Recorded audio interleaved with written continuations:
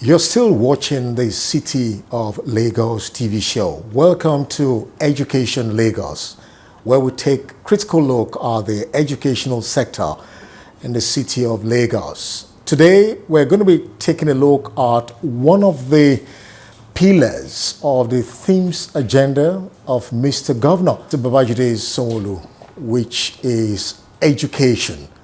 But our mission here today is to verify and confirm and to also ascertain the level of achievements, challenges and prospects of quality education in Lagos State. We'll be speaking with the Honorable Commissioner for Education, Mrs. Folashade Adefisayo. Madam, you're welcome to the program. Thank you for having me.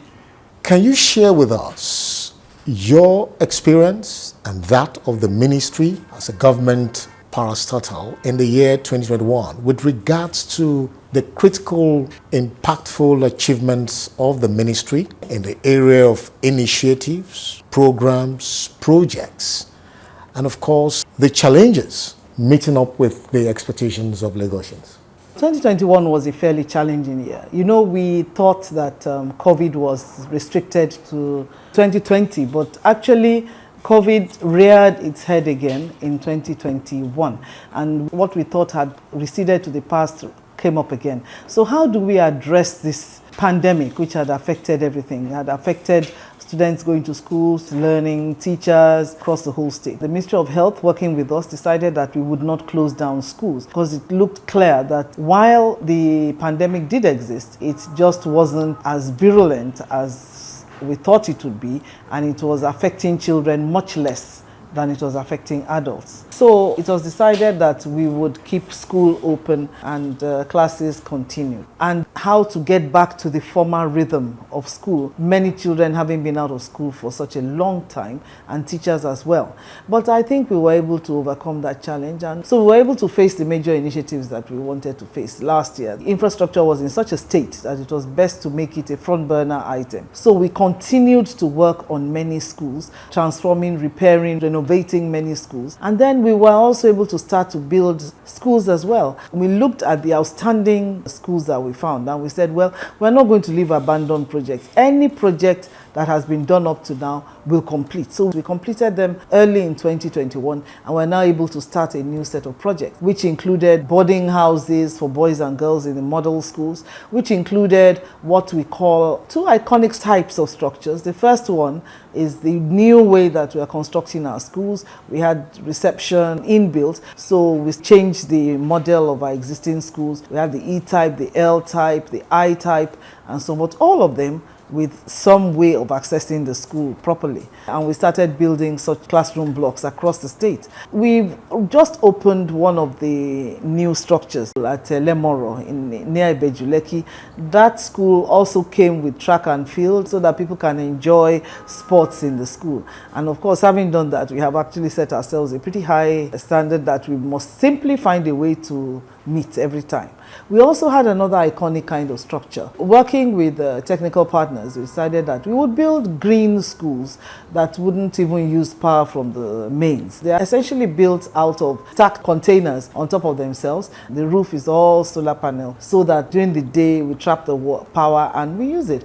And every classroom has a smart whiteboard as well as devices for the students, a minimum of 20. So we have nearly completed the first one. We'll open it in a month's time. We plan to build across all 6 districts in the state so that there is minimum one of these structures, which would be really, really ideal structures because of the power situation that we have in the country. On infrastructure, we've really concentrated on improving what we have and then going on to build different kinds of schools that will suit whatever it is we're trying to teach in our schools. Then having finished with the infrastructure, we are now able to talk about integration with technology. And I must say a very big thank you to some very great organizations that supported us and gave our students devices to use in the classroom.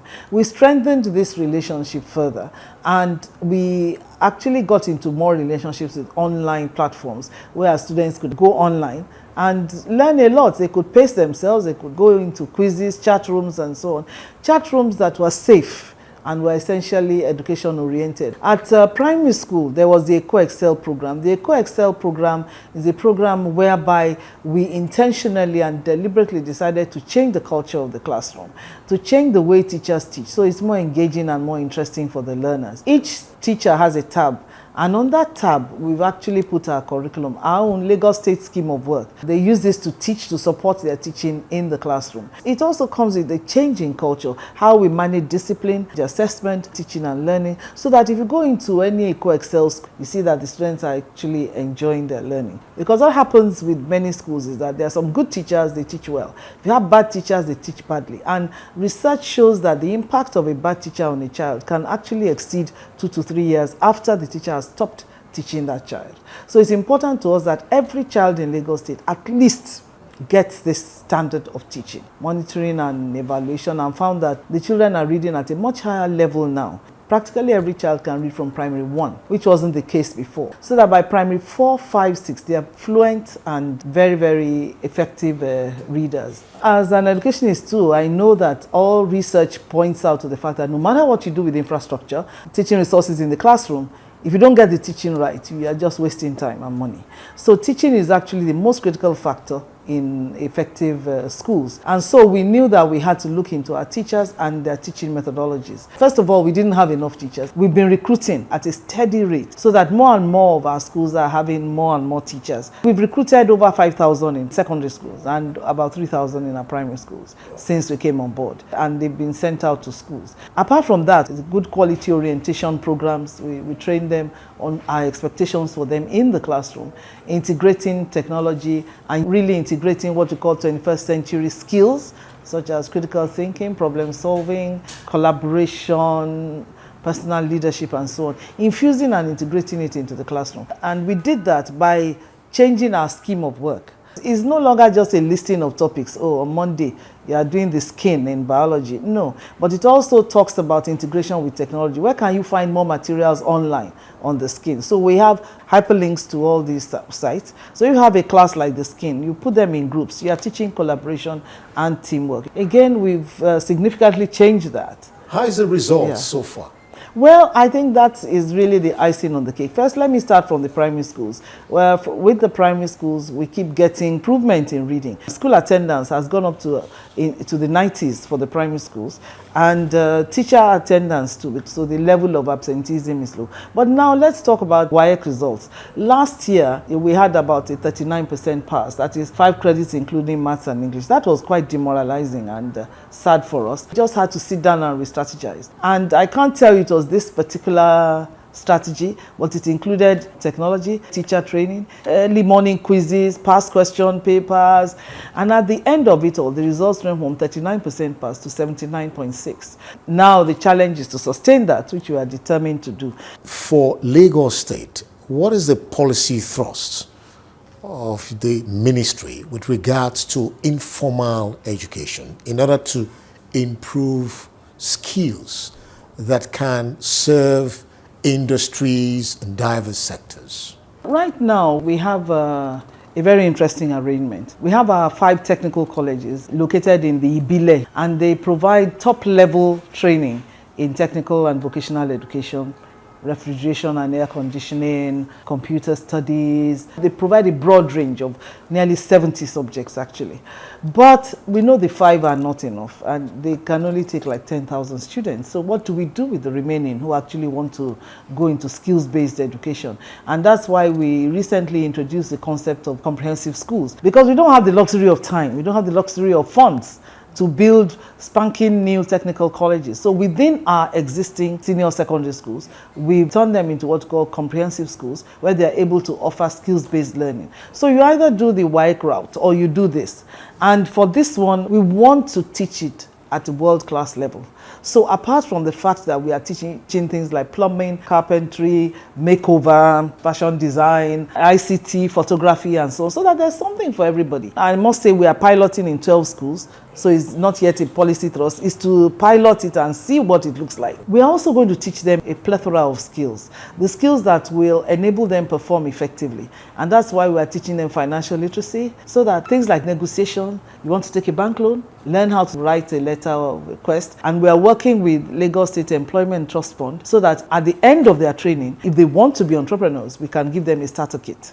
But if you do not want to be an entrepreneur and you want to go into employment, we also have that possibility for you. Even after the skills-based training, we'll have internships and so on. So they test the workplace, and we also teach them employability skills, how to apply for a job, how to go for an interview, how to dress at work, how to work with your colleagues, how to work with your boss, and so on. So it's a very rich program. Honorable Commissioner, we're in year 2022, and of course, this is a year of consolidation. Tell us the strategic master plan for the year 2022, and how do you intend to achieve them? The governor, Mr. Babajide Sanwo-Olu, is very particular about us consolidating and ensuring the sustainability of many of our projects. There are really two major strategies. So let me talk about the first one, which is to increase the amount of money available to our schools to run their schools. At least that helps them so that they don't have to come to us for every little thing. They're able to do a number of things in school, and if you watch it, that has helped the schools remain neat and in good shape. The second one is the introduction of facilities management in our schools, and we are doing this with an agency of Ministry of Works called Lahos. They have facilities managers who are in charge of cleaning the schools, gardening, power, minor repairs, and so on. Each school has that. We escalate duties and responsibilities for all these things, right from the school to Lahos to the ministry. Where it's larger than the school can cope with, then we'll take it on in the ministry. So we're trying to inbuild all those so that it'll be part of policy. There'll be a vote of charge for it, and that means people will actually do it. What are you doing with regards to ascertaining quality schools that were actually properly approved? Before I became a commissioner, there was a project in conjunction with the DFID called Deepen. They came in to look at how best to work with these schools. We can close down schools, but where will the children go? So we always try and remember that. So they worked with them and agreed that many of them are not approvable. But the thing to do is to help them to be approvable. And so they work with all sorts of people like consultants, accountants, banks, and so on, so that they can support them and give them the means to be able to make their schools approvable. So we want to turn that into a whole portfolio and work with consultants who will help us through the process of approving these schools. We have an Office of Education Quality Assurance, so they monitor the private schools and the public schools. It's been a wonderful time speaking with the Honorable Commissioner for Education, Mrs. Folashade Adefisayo, telling us about the major giant strides of the ministry in ensuring that Lagosians get the quality education they deserve. Madam, on a final note, what's the level of assurance, words of encouragement to stakeholders, the parents and the pupils? We'd like to reach out and work with parents in ensuring that our students receive good quality education. We also call on the community. For our comprehensive schools, we've got a lot of fantastic support from the community. People who've given us free equipment, people who've taught our students free, people who've trained our teachers free. It's really been a fantastic journey. So we urge and ask for more support to help us achieve all our plans, because it's our joint plans. When we talk about infrastructure, we have received a lot of support from NGOs. The old students who are always very emotional about their school received a lot of support. Some build classroom blocks, some mentor and coach students, some supply chairs, and so on. So yes, we'll continue to need the support of the community in virtually all our initiatives. Let them be assured that Mr. Governor's vision and focus on education is so real and so deep and so true. And so let them watch us. Watch this space. That's what I'll say. Thank you for coming on the program. Thank you. But that's it on Education Lagos on the City of Lagos TV show. The show will be right back after this time out. Lagos.